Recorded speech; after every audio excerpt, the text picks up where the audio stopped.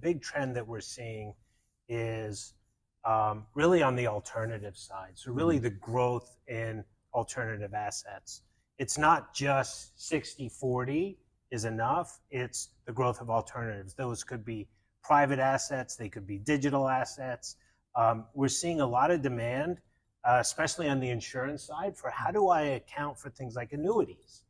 And so can you have a comprehensive framework that can handle not only different client types, from the mass affluent to the affluent to the high net worth to the ultra high net worth, which Nebo can handle, but can you handle the very wide array of investment options? And so the framework of risk is not having what you need when you need it provides that kind of comprehensive framework that can straddle the client types and also the different asset types.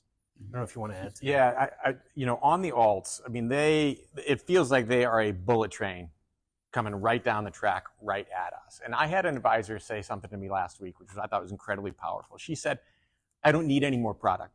I don't need another private equity fund. I don't need another private credit fund. What I need is a tool to help me determine how much of those alts I should own for each of my clients.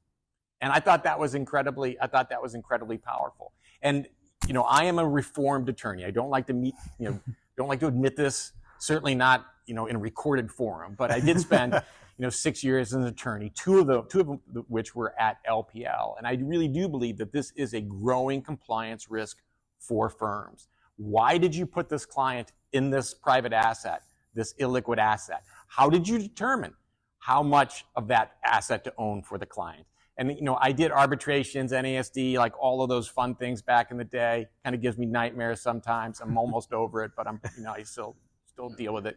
But, the finger in the air is not anything I would want to go to an arbitration with. That's not a winning strategy. And so having a robust institutional grade tool to help the advisor make those decisions with the client, we think, it should be table stakes. It will be increasingly in table stakes as we move forward.